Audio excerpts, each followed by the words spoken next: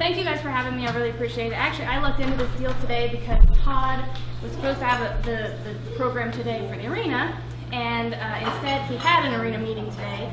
So he asked BankIt to come present and kind of give you an idea where we're at, what we've been doing, how things are going, how you can help, and just kind of give you a general overview. I think most of you know what BankIt is, but if you don't, it's a nonprofit organization that is 100% Alva's. Born and raised, created, it's our baby, and we want everybody in Alva to understand that we're doing it for the people, the community of Alva, organizations, and families in need, and it helps a lot of different areas, and it's really, really easy to do. It's pretty convenient to help with, and it's looking at it from the perspective of a lot of people giving a little amount to make really great differences in the community, and I'm telling you, it's doing amazing things. So just by looking at this side of your handout that I gave you, BankIt started in 2009 when Todd Holder, of course, was involved, and having a discussion with our Alva State Bank employees about how during the Christmas season we could give back to the community somehow. So we kind of thought up, well, let's have a food drive for the food bank, and then it kind of spurred into let's bank it for the food bank, and it's going to be all food items, non-perishable things, and bring that in. So the first year we did that, 2009, we called Central and got Tasha Hamill to kind of be the liaison for me, and we raised $1,500, and then the bank matched that, and we were kind of odd because that wasn't what we were thinking, but that's awesome. So we had $3,000 to give to the local food banks that year. The following year, in 2010, we did it again, kind of got a little more fury under us, and raised $3,000, not expecting anything, and the banks matched it again. So then we were doubly excited about that because we ended up being able to give $6,000 straight to the food banks that were in action at that time. So that's that first 2009 and 10. In 2011, I was fortunate enough to be part of Northwest Oklahoma Leadership Class 2. And in that class, we had a pretty amazing group of individuals from all over the community. I think we started out with 11 that Tosh and I pitched BankIt to and said, hey, here's an organization or a nonprofit sort of thing that we're starting at the banks, because we both worked at the banks at the time, and we had Charlotte Turner, who worked at community, on that same Northwest leadership class, and we kind of threw out the idea, and then it started to build and grow into what it is today, and we started thinking about other ways to give back, and it wasn't just about raising money for the here and now and for one particular organization, because remember at the time we were just doing the food banks. So we didn't want it to be something that was hard and fast one thing, because we wanted to help in a much bigger way, in a grander way. And in the back of our heads, the shining star that we were trying to emulate was share trust. We wanted to somehow get there so that we could give back to the community in bigger ways through grant proposals and that sort of thing. So 2011 was our starting off year as a board, as a fully functional. We have meetings, we have bylaws, we have minutes, we have secretaries and treasurer and president. We got really, really serious about pulling this off on a grander scale. So 2011, you can see the 4 organizations that we helped. The Neighbors in Need organization is our annual one, and that is the food bank, because that's kind of where the heart and soul started. That's where we founded. That was what we wanted to start with and continue on for all the years. So that's always going to be our last quarter. Additionally, that's when people are most giving. So we know that that's an area of need in Northwest Oklahoma, in Alva in particular, and so that one stays on there every year. So you can see the totals for the first year, and on the columns that you see here, you've got community donations, the bank match, the total raise, and how much went straight back to that community organization. The bylaws that we've set up, because I told you we wanted to make it go a little further and be bigger for the whole community, we broke it down into different accounts that the funds coming in would go towards. So 65% of the funds that come in go towards the community vision that we selected that quarter. We select 4 a quarter, so 65% of all the money that comes in goes straight to that organization. 15% of that goes to a growth fund. In our heads, that is where the shared trust was lingering. We wanted to be that in our growth fund. And then we have 20% that goes to a rainy day fund, and that's my heart and soul of the whole organization. That's the rainy day fund that goes to families in crisis, in need, people that are struggling, emergency struggles, or long-term cancer issues. and I'll get to that in a minute, but that's the one that really, really tugs at my heart and is the one I'm most proud of to give back for. So we have it split 3 ways: through the community organization that is highlighted that quarter, the growth fund, and the rainy day fund. So you can see this broken down throughout the year. Some of the organizations that we've helped more than once. We have an application process that happens usually in the 3rd quarter of the year. We gather up applications from community organizations in Alva. We go through that. We'll have them come and do an interview and a presentation to see what their needs are, how BankIt can help, how they can help BankIt, how we can make it a partnership and get more people involved, more people giving, more people hearing about them and being interested in it. So that's the process to pick the organizations.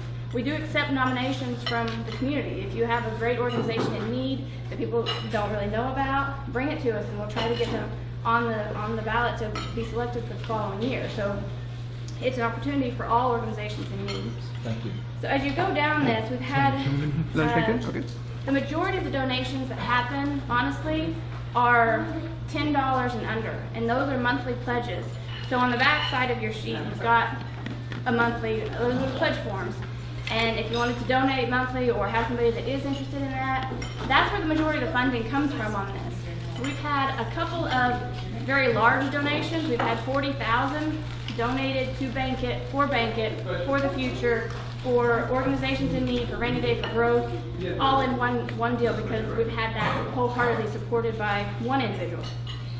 We've also had, this year actually, I had one patron come in and say, I want to up my donation. I said, well, that's great, I'd love for you to do that. How can I help you? And she said, well, currently I'm doing $300 a quarter and I'd really like to do $5. And my jaw dropped and I actually, honest to goodness, said, no, that's not what we're asking for. We're not asking for big, huge donations. We just want a little bit from a lot of people to get more people involved. Something I forgot to add is the way you donate is by doing it at your local bank. So at your local bank, anytime you stop by, you can leave off $5, $1, $2, $100 to BankIt, and that teller will get it to the right account. All right, so that's where the convenience of the whole idea kind of came into this full circle. Oh my gosh, this is so easy for anybody to do. Stop by your local bank. It's a trusted site that you can donate. You know that it's going to get put in the right place, and it's fully tax deductible. So I kind of skipped around there, but as you go down here, I'll go down to the very bottom. So we've been doing this since 2009. We just finished up our last quarter at the very bottom of the Act 1 Summer Theater, and they're going to receive almost $5,000 for the last quarter. We're going to take that picture this weekend, actually. But the community donations down the bottom in blue, what the community has donated since we began is $220,000. So of all the things that are happening in the world today that are not something to be proud of, you've got BankIt in Alva that you can be wholeheartedly proud of. And I'm telling you, this is based off of the little guys giving $1, $2, $10, $20 at their local bank when it's convenient for them, when they can afford it. And it's just, to me, I hope you can tell how excited I am about this program, because it is so incredibly easy and it's just flourishing. You can tell also on these numbers when we had the oil boom and when we didn't, because the numbers have gone down on how much we're donating, but we still have a lot of momentum behind us. And the more organizations that we have brought to us that we can put on the ballot for the following year, it gets a little bit more excitement under them. So this year we had the Alva City Pool, and it did fabulous for its numbers. And that's an organization that we get behind. A lot of families use it. They know that it's helpful. So we need more of that. So if you have ideas about that, come see me. The next one I want to draw your attention to is the bank match. So this is where the banks are incredibly important to this organization, and we can't thank them enough for how much they support it. Since we began, $84,000 from the banks. And I know the banks give back to a lot of different organizations in Alva, but each one of them partnered with BankIt to say, hey, we're in this with you, and we want to help. The kicker on this is that they want their patrons at their banks to donate to their banks. They don't want me to take $500 and take it to High Plains, because I don't bank there. All right, so that's where the partnership is, but that makes complete sense. They want their customers to get behind it just like they are. So if you haven't done it yet, you ought to. Total raise so far, this is a number that I'm pretty proud of, in the time that we've done this, $304,000. So that's in Alva for Alva, okay? I can't reiterate that enough. Then when I explained the allocation, we've got the rainy day fund and the growth fund. 65% of those funds go straight to those organizations in need. So that's that 186 number down the bottom. 186,000 went straight back in. So now that I've explained that part, those two funds that I'm talking about, the growth fund and the rainy day fund, for a long time our goals were to get 501c3 so that we can be tax deductible.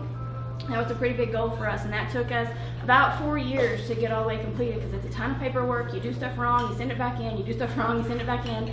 And so finally we got that, and that was part of that growth fund because it was helping fund that. Another thing that the growth fund helps with is advertising. And so that might scare you off at first, but in the, 8 years almost that we've been doing this, we've spent $4,000 on advertising. Okay, so that's a little small amount in the 304 that has come in, and because of that, or how we did that actually is because the banks have actually donated a lot of our advertising for us, or I've printed them in-house at Alva, so they've helped a little bit that way. But that's how that number is so low on our advertising, and things like this, organizations that we can come talk to about it and get more funds in that way. And again, like I said, most of it is not walk-through donations. It's pledges per month coming out of people's accounts. That's the majority of the funds that come in. So the growth fund, also now, it took us about 4 years to get our 501c3. We got that in place, plus our account started to grow enough to where in the last 3 years we've been able to do grants out of that, and that's something that we didn't want to do too soon, do too prematurely, because we want to make sure that the funds are in there to continue to grow, like shared trust. Remember, that's what we're trying to be, but we want to be wholly self-funded by our community to be that. So since that time, we've finally started to be able to give out grants to smaller organizations. So for the community vision, the one that gets highlighted for the whole quarter, they'll usually get between $4,000 and $14,000. I mean, it can range pretty greatly depending on how much the community gets behind whatever the vision is that we've selected.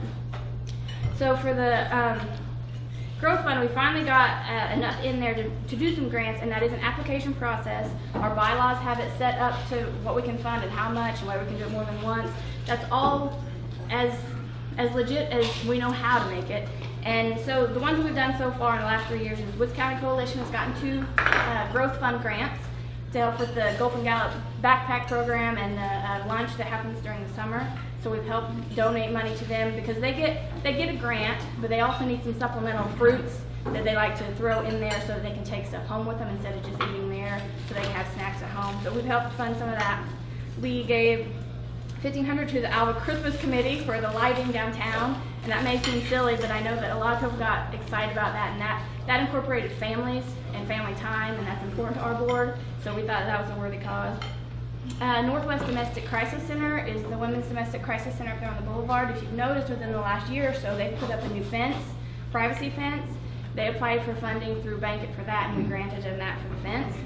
Alva Friends of Youth Expo, we helped them.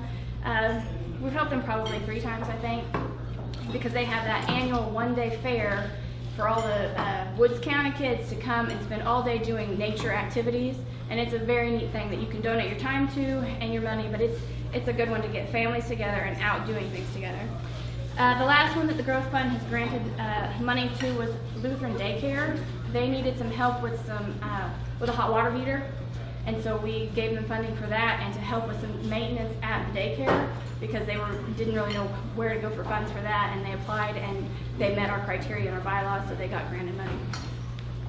Okay, so the last one that I told you that was my secret favorite is the Rainy Day Fund, and this one gets 20% of all donations that come in, and it gets the higher percentage than the growth because we want to help people before we grow great big. We want to make sure that we're doing what we can for the community, or the people of the community, the families of the community, before we give to an organization in need, if that makes sense. So far what we've paid for them, at the bottom of your sheet here it says we've given $10,000 out in grants, and we've given $23,000 out in rainy day funds. So I know when we first kind of started talking about these funding allocations, we got a little bit of scuff from that because they want their money to go straight to that organization because that's what they donated to. But I wanted to highlight how much we're giving back to those people in need. And it's a premature baby that parents were not ready for that leave time, had been in the hospital for 4 months. Help them out with some funding. Help with emergency car wrecks where children are being meta-flighted. Give them, according to our bylaws, we still have rules, which is really hard on the giving end of things to have rules. I have to have receipts in place before I can issue the check to them, and sometimes that's hard to get in an emergency situation. But I want, so that's that loss of parents. We had one young woman lose both parents in a motorcycle wreck, and we paid her bills for a month, the utility bills for the family, because she didn't know what to do and didn't have, she's the only child. No, that doesn't matter, but it's a worthy cause. Paid for 2 funerals because people didn't have family, so we paid for the funeral. We paid for a flight back and forth to New York for a child that had brain surgery, who's a local boy. We paid for we've actually paid out for 2 total fires, and we didn't pay like for the total amount. Our cap is $2,500 for family or for individual. So it's not, we're not dishing out a ton. I wish we could, but $2,500 is our cap for the rainy day fund, individuals in need. So fires, major medical, unexpected stuff. One young man at Alva was trying to get money raised to put in the pot for a new kidney because OU Medical said you have to have this much in your pot before we can take you on to even start. So, and maybe you probably know that case, so we helped with that. Several, I hate to even say, several terminal cancer patients where we gave them the full amount and said, we used prepaid gas cards and said get to MD Anderson and do what you can, or gift cards from Central. Central helps us out with getting the prepaid gift cards so they can just eat when they need to and bring me the receipts later. And on that, I kind of give them a little bit of a, it's hard to draw the line whenever you've got to give them money. So they have all given me the receipts though. Another one that's kind of an unsung hero is Alva Vision Clinic. I've partnered with Troy and Liz to help some families out to get glasses because they can't afford them and they don't have insurance. So that one's helped. We help pay house payments or car payments if somebody's become immediately disabled and can't pay them and are out of work for a lot longer. And like I said, the car wreck. So if that doesn't sell you, then I don't want you to donate. If that doesn't sell you that this thing is doing good things and we're doing it with all of our hearts, then this organization isn't right for you. But if this tugs at you at all and kind of gives you an idea that, okay, Alva is doing something to be proud of when all this stuff that's swirling everywhere else is not, let's be that guy. And that's the heart and soul of BankIt. That's where it was founded. Everybody on my board is from Alva, born and raised. They're here to stay. They're here to put what they can into it. If we have an emergency meeting because I get a call that says, hey, we have somebody that's just been med flighted out, they're on their way there, they don't know what to do, the mom's going later. They call and we have an emergency meeting and say, how much can we do, according to what our rules are, what can we expect in, receipt-wise, and we get it to them, and we try to do our best to do our best. So, with that, I would completely open it up to questions or critiques or anything. Who's on your board? Oh, I have Tasha Hamill and Kendra Schnabel. I've got Kelsey Martin, who works at Central. She's kind of my Central liaison. And then Philip Anton, used to be at Community, and now he's working at a Kiowa hospital, or the hospital at Kiowa. Hayla Simon, and Kirk Triegel, and Christy Corneli. We have a really good group. Christy kind of represents the DOC side. Kirk, of course, is out in the community. So a lot of times we get it from him on emergency situations. And I can't divulge some of those names, but I can at least tell you the circumstances because we do keep that pretty confidential. First of all, because we have banks involved, so all of that, all the pledge information is confidential, that sort of thing. So that's who's on there, and I'm proud to have everybody on there. Yes. You have a very diverse coverage where you want to come from and where you want to go. How in the world do you sit down and decide where the money is going to go? Is it usually easy, or is it? Sometimes we have to go ask people because we don't have, as far as when you say diverse, it does appear to be very, but they have to apply for it. So some years we'll only get 2 applicants to be a community vision. And so we have to go out and say, hey, like this year, Head Start is the one that you have on the back side of your paper. That's the one that we're highlighting this quarter. And we had to go say, hey, do you guys need funds? And like, we didn't even know about BankIt. So it's all still in the growth phase, even after all these years, trying to get people to understand it. So the diversity of the organizations that we pick, there's still more out there that we haven't touched and don't know about us. And some of them we have used more than once, but we don't like to do that. If you have more requests than you can fill, and you think they should be filled, do you split the funds between the two? Or did you decide which one is going to get the funds and then all goes to one? Well, for each quarter, we select just one for that quarter. But if we have 10 applicants for that, we only have, well, actually we have 3 slots because the food bank is the 4th slot every year. So we have 3 for that community vision that get selected. So if we have 6, we have a lengthy discussion and we have them come in and do a presentation, and if they want to throw it up on an overhead and tell us what their needs are, we have to look at how they're giving back to the community and how by them giving back can reflect on BankIt to recruit more people to even hear about it and to know about it. So part of their job when they get selected is to get the flyers out and to get the posters out and to have their own meetings with Kiwanis and Rotary and the other organizations in town. So that's one way, and I have the diversity actually of the board is really what keeps us on check, because if you can tell, I have a pretty open heart and I just want to give, and I've got people on my board going, Megan, we can't just give. So there's a lot on my board that nobody's afraid to speak their mind or to say, here's what I've heard in the background. And I will tell you what, on that rainy day fund, we've gotten taken twice. And that's during our growth and learning curve, and us not asking enough questions. So to your question, we're asking a lot more questions these days. Take a vote, a motion. Yes. Vote. Yep. Yeah, one person moves and then we vote, and then if it's all recorded. Simple majority. Yeah. Yep. Yes, sir. You may have said that in here, how does the bank determine how much they mail? Alva State will do $1,500 every quarter. That's just what they've decided. I'd like for them to go up and down, but I'm happy with $1,500. Because I work there, we have the most pledges, so we have the higher numbers. But that doesn't mean that we're better or Alva State's running the show at all. So the banks They determine at their own. determine their max based on what their They do. per customers. Right, so the year that we did the Lucas machine, for the CPR Lucas machine, was a huge hit. Like, the community really wanted to get that for us. So Central actually had a very, very large donation, and they matched every penny of it, and it was over $7,000. So that was one that Central really got behind. And at that time, we hadn't communicated quite enough about our allocations. So I think there might have been some hard feelings about, not all 7 of that, not all 14 of that went straight to the vision. So that's our fault on learning and making sure that we're disclosing everything. So now on our ads, by golly, we've got that on there, here's how it's allocated.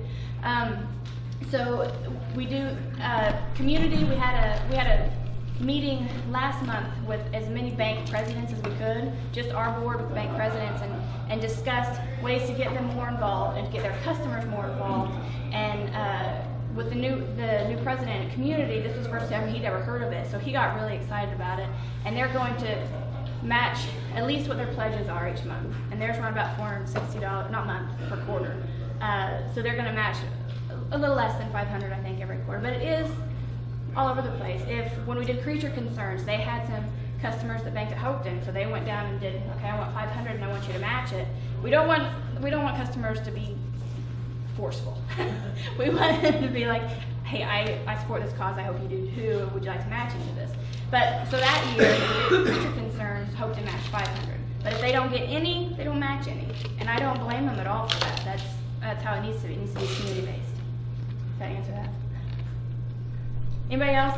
Go free or holler. Sorry it's so long. Just like talking about it. Megan, I want to commend you for your passion. And it takes people with a passion. I also commend you for not getting emotional, because that's a pretty hard thing for me to do, I know.